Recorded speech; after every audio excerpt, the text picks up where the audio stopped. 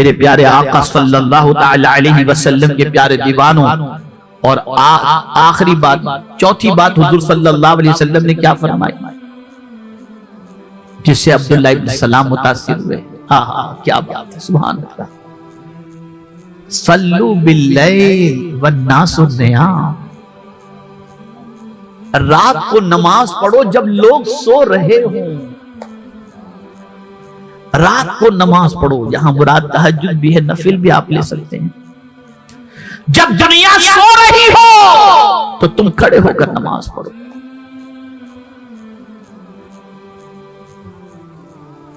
میں آپ سے پوچھنا چاہتا ہوں، رات کو اٹھ کر نماز پڑھنا تو بہت دور کی بات ہے، نہ عشاء کی نماز ہو پاتی ہے، نہ فجر کی نماز الا ماشاءاللہ،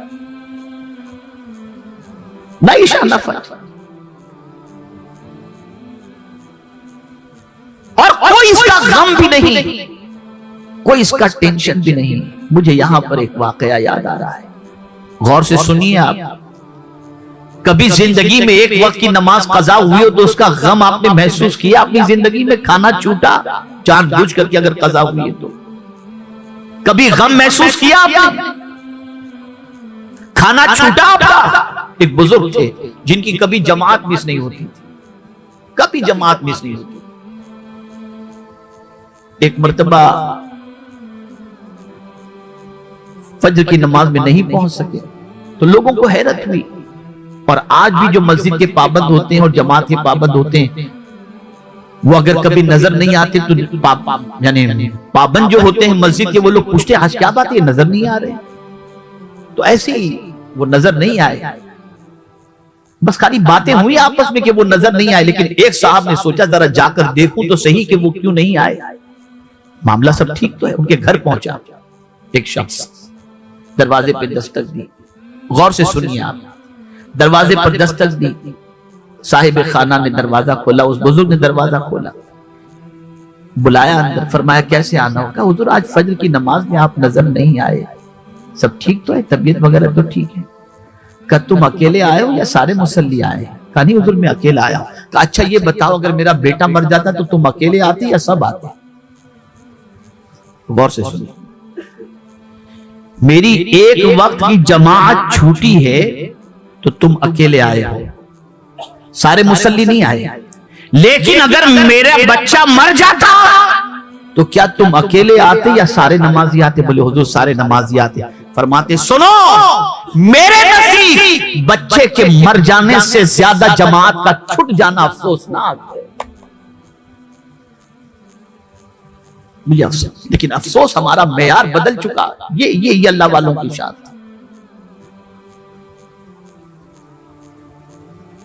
تو سرکار صلی اللہ علیہ وسلم فرماتے ہیں کہ جب لوگ سو رہے ہو تو رات کو تم نماز پڑھو.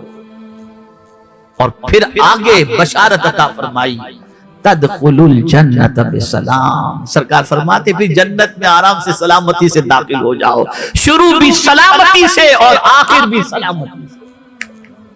سلامتی سے. اے رسول اعظم صلی اللہ تعالی علیہ وسلم کے دیوانوں، دین سے اپنے رشتے کو مضبوط کرو. اب بات حضرت عبداللہ ابن سلام کی آیت کے حوالے سے عرض کروں. حضرت عبداللہ ابن سلام رضی اللہ تعالیٰ عنہ چونکہ توریت کے ماہر تھے اور یہودی مذہب کے ماننے والے تھے، بعد میں کلمہ پڑھ لیا، حضور صلی اللہ علیہ وسلم کے رخ زیبا کو دیکھا، اسلام قبول کر لیا، اور کلام سرکار صلی اللہ علیہ وسلم کا، خطاب سرکار صلی اللہ علیہ وسلم کا سنا، اسلام قبول کر لیا. زندگی گزر رہی تھی، خیال آتا ہے کہ سیٹرڈے کی تعظیم، سنیچر کی تعظیم یہودی کرتے ہیں، اور اونٹ کا گوشت اور اونٹ کا دودھ جو ہے، اونٹنی کا دودھ، اس سے یہودی پرہیز کرتے ہیں. تو حضرت عبداللہ ابن سلام رضی اللہ تعالیٰ عنہ کہ دل میں خیال پیدا ہوا کہ اگر میں اونٹ کا گوشت نہ بھی کھاؤں اور اونٹ کا دودھ نہ بھی پیوں اور سیٹرڈے کی تعظیم کروں تو بھی اسلام میں کوئی فرق تو نہیں پڑتا، خارج اسلام تو نہیں ہو جاؤں گا، اس میں کوئی یہ کمپلسری چیز تو نہیں ہے. بس یہ خیال آیا اور اس پر تھوڑا سا عمل ہو گیا ان کا. جمعہ کی بھی تعظیم کرتے تھے، اسلام میں جمعہ کی تعظیم کا ہے، جمعہ کی بھی تعظیم کرتے تھے، لیکن اس اعتبار سے سیٹرڈے کی تعظیم بھی کرتے ہوئے اونٹ کا گوشت بھی نہیں کھاتے تھے، دودھ بھی نہیں پیتے تھے اونٹ کا.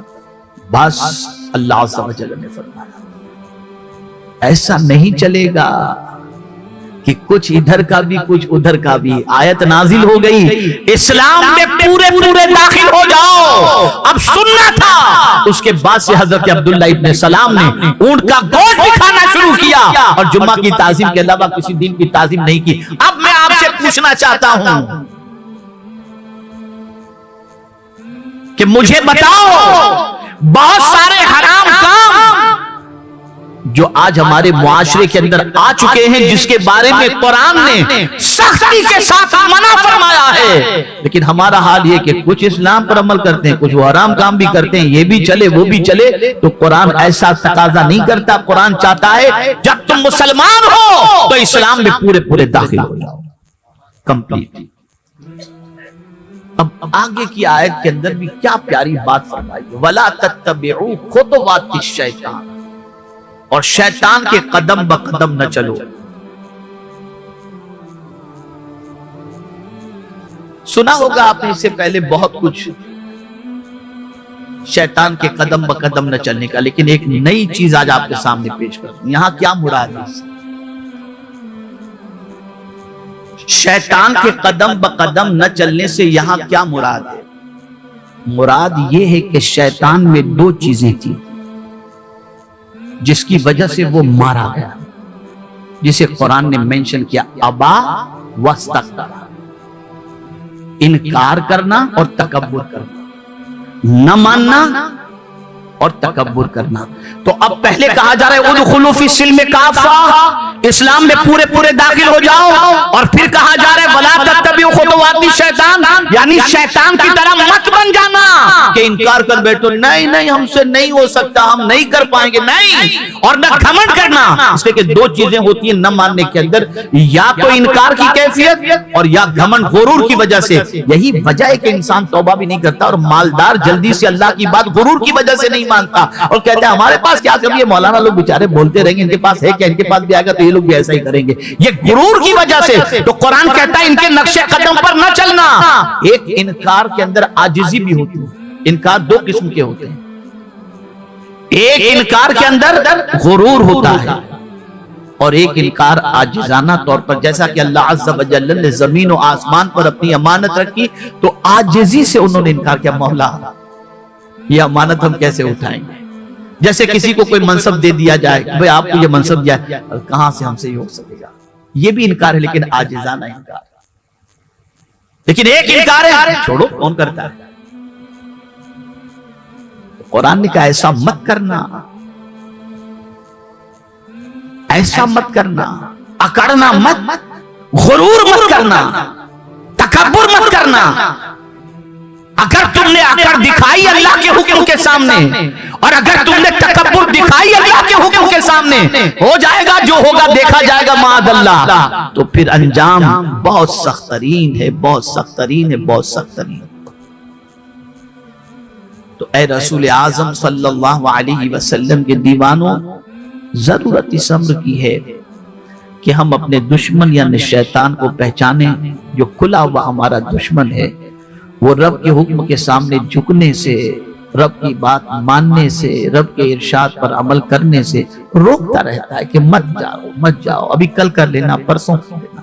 لیکن نہیں، حضرت عبداللہ ابن سلام نے فوراً مان لیا اور رسول اعظم صلی اللہ علیہ وسلم کے ذریعے ملنے والے حکم کو انہوں نے اختیار کر لیا اور پھر کمپلیٹ اسلام. اور صحابہ کی پوزیشن تھی ایسی کہ وہ کوئی چیز کے اندر ٹال مٹول نہیں کرتے تھے، ادھر سنا ادھر عمل، پھر اس کے بعد یہ اچھا وہ اچھا.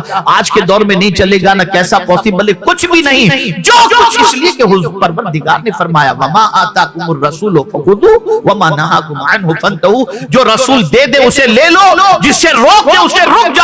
اس لیے کہ یہی تو در حقیقت اسلام ہے. اب ایک آخری بات آیت عرض کر کے میں اپنی گفتگو کو ختم کرتا ہوں، اور اس میں ایک اور آیت بھی شامل ہو جائے گی تو سمجھ میں آ جائے گا. قرآن کہتا ہے وَمَن يَبْتَغِ غَيْرَ الْإِسْلَامِ دِينًا فَلَن يُقْبَلَ مِنْهُ. وَهُوَ فِي الْآخِرَةِ مِنَ الْخَاسِرِينَ۔ جو اسلام کے علاوہ کوئی اور دین چاہتا ہے وہ قبول نہیں کیا جائے گا اور آخرت میں وہ گھاٹے میں رہے گا۔ تو ہم کچھ اور چاہتے ہیں نا۔ آج کا مسلمان چلو ادھر کا طریقہ کیا ہے اور اب تو کیا ہے، کون قرآن کے طریقے اور حضور کے طریقے کو دیکھتا ہے، سب سیریل کے طریقے کو دیکھتے ہیں، پکچر کے طریقے کو دیکھتے ہیں، یہی ہو رہا ہے سب، اسلام کے طریقے کو کوئی نہیں دیکھتا۔ اسی طرح قرآن میں ایک اور جگہ پر کہا، جو لوگ ادھر ادھر دیکھتے ہیں اسی طرح اَيَبْتَغُونَ عِندَهُمُ الْعِزَّةَ، کیا ان کے پاس تم عزت تلاش کرتے ہو؟ یعنی اللہ کے علاوہ کہیں اور تم عزت تلاش کرتے ہو؟ اگر اس کو ہم تھوڑا سا یوں بھی سمجھیں، میں کوئی تفسیر اس کی بیان نہیں کر رہا ہوں، ایک سمجھنے کے اعتبار سے کہ تم اسلام کے راستے کے علاوہ، اللہ عز و جل کے فرمان کے علاوہ، اللہ عز و جل کے علاوہ کہیں اور عزت تلاش کرتے ہو؟ تو نہیں، عزت کہاں ہے؟ تو قرآن نے کہا فَإِنَّ الْعِزَّةَ لِلَّهِ جَمِيعًا، ساری عزت تو اللہ کے دست قدرت میں ہے، اور اتنی اس کے دست قدرت میں ہے کہ وَتُعِزُّ مَن تَشَاءُ وَتُذِلُّ مَن تَشَاءُ، وہ جسے چاہے عزت عطا فرما دے اور جسے چاہے ذلیل فرما دے، بس اسی کے ہو کر رہو۔ اور یہ چند دنوں کی زندگی ہے، بلکہ کوئی نہیں کہہ سکتا چند دنوں کی زندگی، بلکہ کتنی زندگی ہے ہم کو نہیں معلوم، نہ آپ کو معلوم، کسی کو نہیں معلوم۔ جتنی بھی زندگی ہے اسے دین کے اندر گزار دو، اور جاتے جاتے وہی میں دعا کر کے جاتا ہوں جو ایک مسافر کو دعا دینے کا حضور نے فرمایا۔ خدا کی قسم کیا حضور کی دعا، کہ وہاں بھی حضور کیا دعا کرتے ہیں۔ رخصت کسی کو کرو نا، کوئی جا رہا تو رخصتی کی دعا کیا ہے معلوم؟ استودع اللہ فی دینی وَأَمَانَتَكَ وَخَوَاتِمَ عَمَلِي۔ اگر کوئی سفر پر جا رہا ہے تو حضور صلی اللہ علیہ وسلم جب اس کو رخصت کرتے نا، روانہ کرتے، تو اس کو اس کے دین کے سلسلے میں حفاظت کی دعا، یہ دعا دے کر روانہ کرتے، امانت کی حفاظت کی دعا۔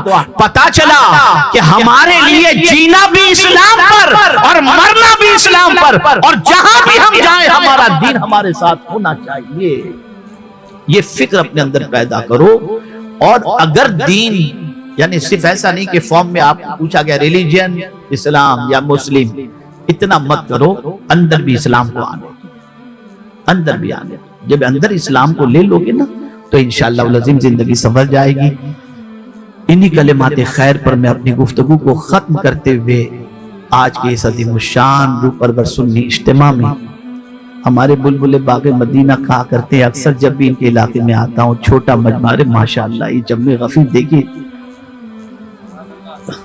سب شانتی کے پہلے کے مقابلے میں تو بہت اچھا مجمع ہے ماشاءاللہ۔ یہ تو اللہ کا شکر ہے، اور حقیقت یہ ہے کہ میرے آقا صلی اللہ تعالی علیہ وسلم نے جو تقریریں کی ہیں، جو خطاب فرمایا ہے، تو اس میں ایسا نہیں ہے، حدیث مبارکہ میں موجود ہے کہ کبھی سرکار صلی اللہ علیہ وسلم ایک بندے سے تقریر کرتے، کبھی 2 بندوں سے بھی خطاب فرمایا، کبھی 4 سے بھی خطاب فرمایا۔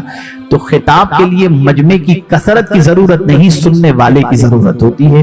جو سنے تو ماشاءاللہ اتنے بڑا مجمع یہاں پر موجود ہے جو بڑی دل جمعی کے ساتھ آپ کی گفتگو سماعت کی۔ اب خوشی اس وقت ہوگی جب آج سے آپ کی فکر چینج ہو جائے اور آپ پرائیورٹی کے اندر اپنے دین کو دیں، پرائیورٹی اپنے دین کو دیں، اور یہ سوچیں کہ ہمارا کوئی قدم دین کے خلاف نہ اٹھے۔ ہم اپنی نسلوں کی سب سے زیادہ فکر دین کی کریں گے، انہیں دین سکھائیں گے، انہیں دین کا عامل بنائیں گے، ان کو اللہ کی محبت سکھائیں گے، اللہ کے رسول صلی اللہ علیہ وسلم کی محبت سکھائیں گے، تو پھر یہی بچہ صرف دنیا میں ہماری عزت کا ذریعہ نہیں، مرنے کے بعد نجات کا ذریعہ بھی بن جائے گا۔ اللہ تعالیٰ آپ سب کو سنی دعوت اسلامی سے وابستہ ہونے کی توفیق عطا فرمائے، اور اس تحریک کے پلیٹ فارم سے آپ کے قرب و جوار کے اندر سنی دعوت اسلامی کے پیغام کو عام کرنے کی توفیق عطا فرمائے۔